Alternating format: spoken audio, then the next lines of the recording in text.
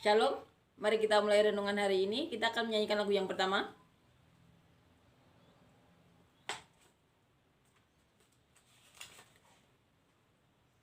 Saat indah ku berhadapan denganmu, memandang wajahmu, Yesus kekasih jiwaku.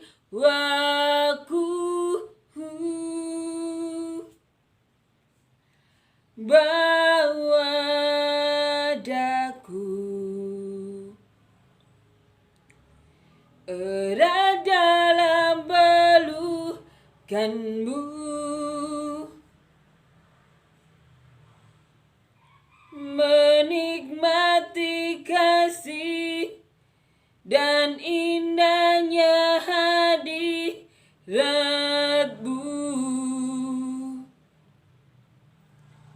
Hadiratmu Tuhan, ku rasakan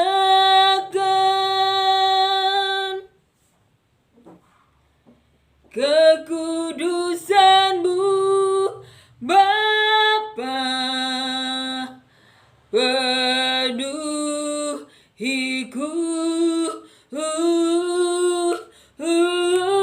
Ku rindu selalu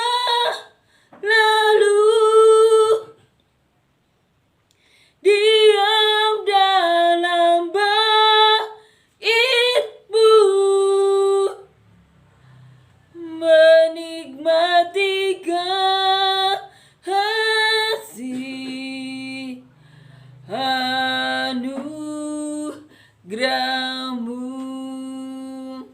Amin ya. Amin. Kita akan lanjutkan ya, membaca dan merenungkan pasal-pasal di Injil Lukas yang tidak ada di Matius atau Markus, karena yang judul perikopnya sama atau yang isinya sama kita udah baca ya. Kita baca bersama-sama kemarin. Kita akan baca yang belum ditulis di kitab Lukas ya. Kita akan baca Lukas pasal 15 ayat 11 sampai 32. Judul perikopnya perumpamaan tentang anak yang hilang. Ini sering kita dengar ya perumpamaan ini, tapi kita belum bahas di renungan kita ini ya. Kita akan baca perumpamaan tentang anak yang hilang. Yesus berkata lagi, ada seorang mempunyai 2 anak laki-laki. Kata yang bungsu kepada ayahnya, "Bapa, berikanlah kepadaku bagian harta milik kita yang menjadi hakku." Lalu ayahnya membagi-bagikan harta kekayaan itu di antara mereka. Beberapa hari kemudian, anak bungsu itu menjual seluruh bagiannya itu lalu pergi ke negeri yang jauh. Di sana ia memboroskan harta miliknya itu dengan hidup berfoya-foya.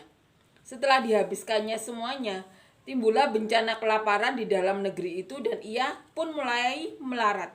Lalu ia pergi dan bekerja pada seorang majikan di negeri itu. Orang itu menyuruhnya ke ladang untuk menjaga babinya. Lalu ia ingin mengisi perutnya dengan ampas yang menjadi makanan babi itu. Tetapi tidak seorang pun yang memberikannya kepadanya. Lalu ia menyadari keadaannya, katanya, "Betapa banyaknya orang upahan Bapakku yang berlimpah-limpah makanannya. Tetapi aku di sini mati kelaparan. Aku akan bangkit dan pergi kepada Bapakku dan berkata kepadanya, Bapa, aku telah berdosa terhadap surga dan terhadap Bapa. Aku tidak layak lagi disebutkan anak Bapa. Jadikanlah aku sebagai salah seorang upahan Bapa." Maka bangkitlah ia dan pergi kepada bapaknya. Ketika ia masih jauh, ayahnya telah melihatnya. Lalu tergeraklah hatinya oleh belas kasihan. Ayahnya itu berlari mendapatkan dia lalu merangkul dan mencium dia.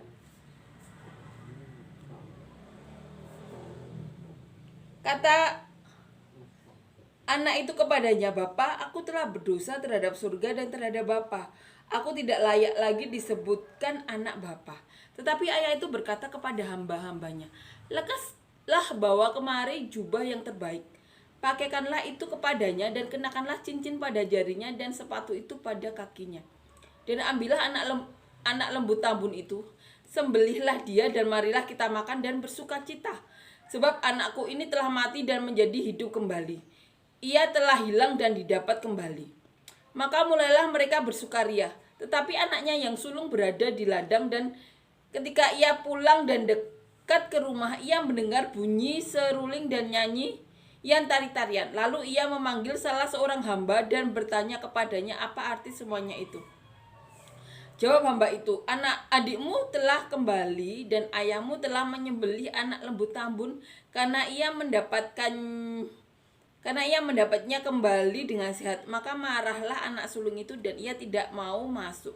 Lalu ayahnya keluar dan berbicara dengannya. Tetapi ia menjawab ayahnya, katanya, telah bertahun-tahun aku melayani Bapa dan belum pernah aku melanggar perintah Bapa. Tetapi kepadaku belum pernah Bapa memberikan seekor anak kambing untuk bersukacita dengan sahabat-sahabatku. Tetapi baru saja datang anak bapa yang telah memboroskan harta kekayaan bapa bersama dengan pelacur-pelacur. Maka bapa menyembelih anak lembu tambun itu untuk dia. Kata ayahnya kepadanya, anakku, engkau bersama-sama dengan aku dan segala kepunyaanku adalah kepunyaanmu.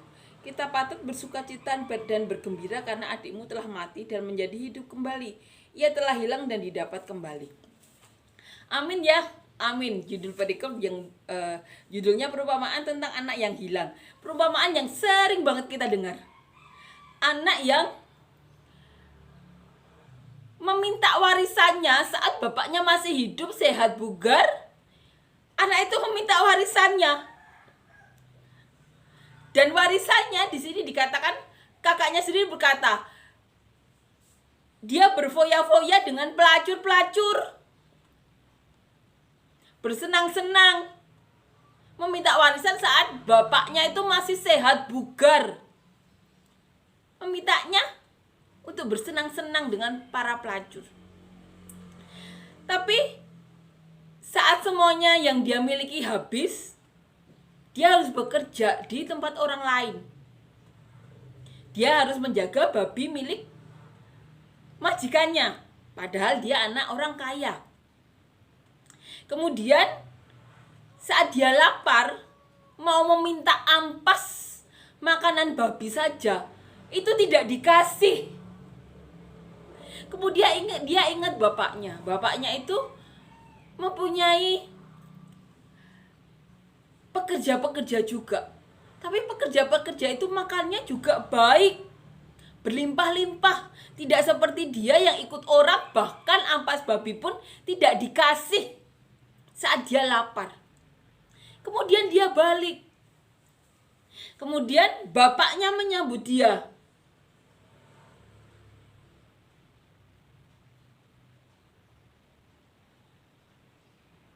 Dan merangkul. Menyambut dan merangkul. Anaknya sempat berkata, Bapak, aku telah berdosa terhadap surga dan terhadap Bapak. Aku tidak layak lagi disebutkan anak Bapak. Jadikanlah aku sebagai salah seorang upahan Bapak. Jadi dia balik, dia ingat orang upahan bapaknya tuh makannya itu enak-enak. Tidak seperti dia ikut di orang lain, ampas babi pun tidak dikasih ke dia saat dia kelaparan. Jadi dia balik ke rumah bapaknya sebagai orang upahan. Dia minta diterima bapaknya sebagai orang upahan pun dia mau. Apa yang dikatakan bapaknya? Kita akan baca. Bapaknya itu berlari mendapatkan dia, lalu merangkul dan mencium dia. Seperti Tuhan. Manusia sering berbuat dosa ya, tapi Tuhan itu rindu untuk merangkul manusia.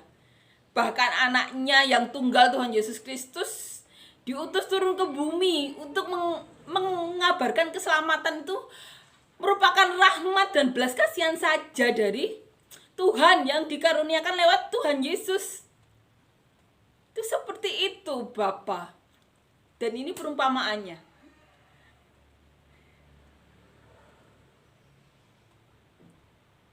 Kemudian ini ya, bapaknya berkata, lekaslah bawa kemari jubah yang terbaik. Bapaknya itu berkata kepada hamba-hambanya, Mari, sini kasih jubah yang terbaik, kasih cincin, sepatu, dan bawa anak lembu. Anak lembu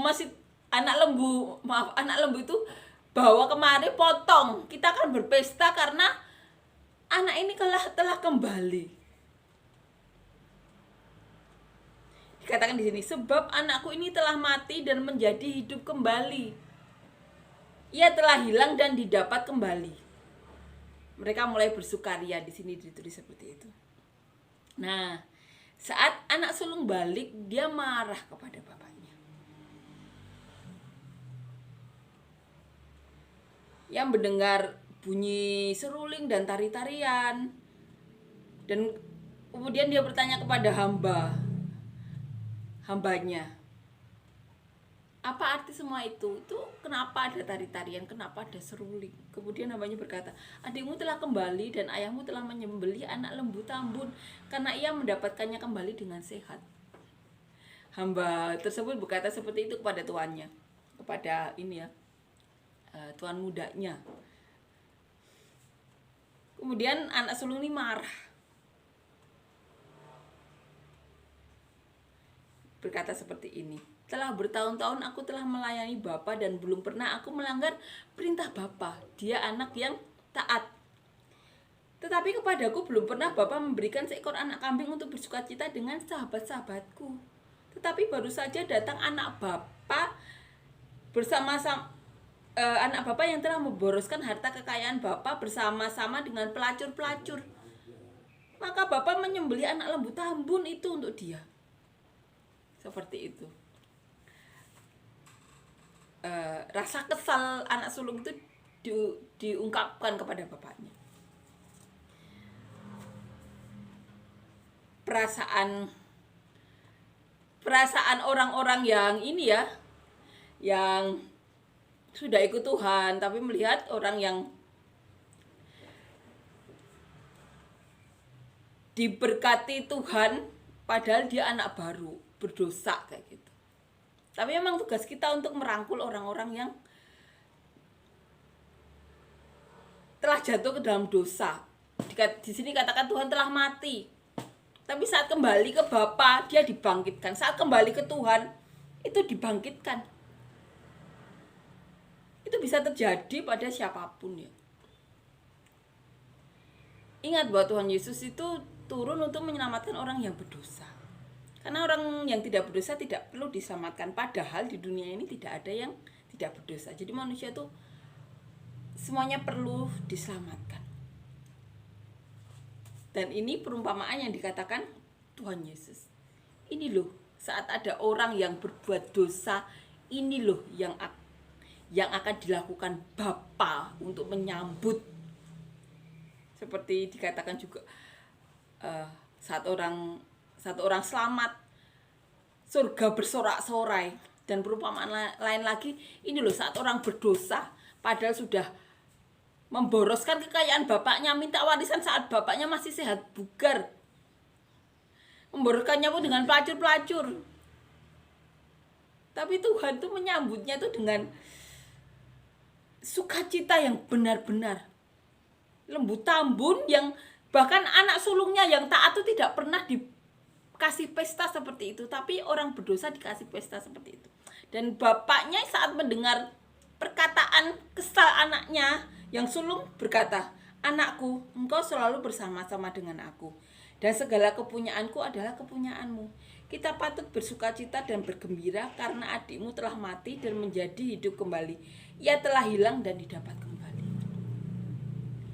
Ini yang dikatakan bapak tersebut, bahwa apa yang dimiliki bapak itu juga milik anak sulungnya.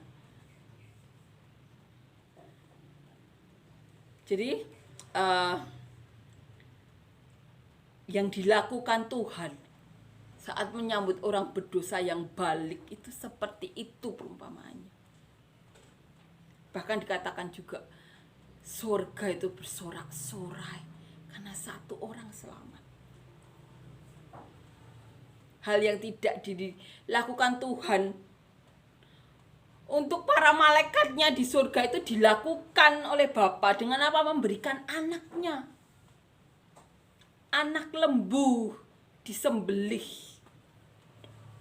untuk menyambut orang yang berdosa. Seperti itu. Tuhan saat menyelamatkan manusia bahkan mengorbankan anaknya. Tuhan Yesus sendiri turun pribadi. Yang ketiga, turun menyelamatkan umat manusia. Ini perumpamaan ini benar-benar menggambarkan sukacitanya Tuhan saat orang yang hilang dikatakan mati itu saat kembali ke Tuhan itu hidup lagi.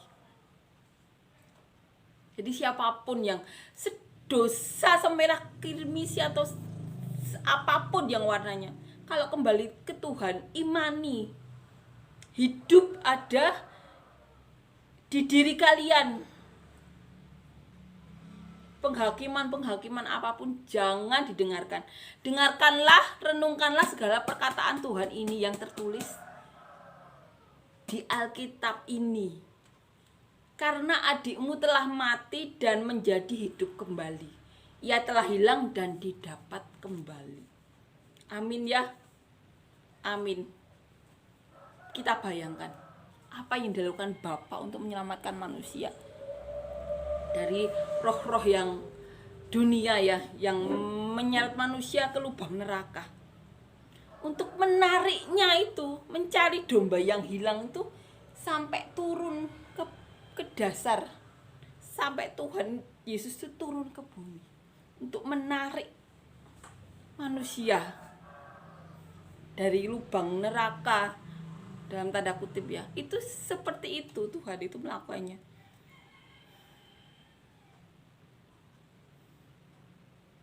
Amin ya. Perumpamaan yang Tuhan berikan itu benar-benar memperjelas kita, memperjelas bagaimana perasaan Tuhan itu saat anaknya yang hilang ditemukan itu seperti itu. Jadi kalau kalian orang berdosa atau apapun tidak diterima di satu komunitas yang katanya ada Tuhan Yesus, jangan salahkan komunitasnya. Karena kalau mereka menolak, berarti mereka tidak baca Alkitab. Cari komunitas yang benar-benar ada Tuhan Yesus di situ. Itu loh perasaan Tuhan Yesus saat orang berdosa, manusia datang itu seperti itu.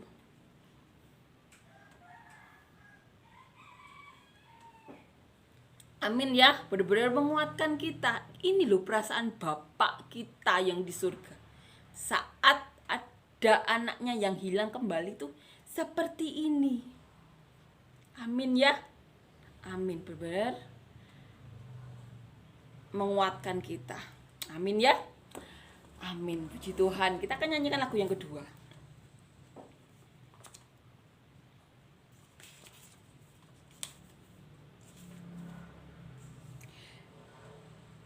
Saat ini, saat indah, ku memuji dan menyembah hadirat-Mu. Ku rasakan saat ku sembah Kau.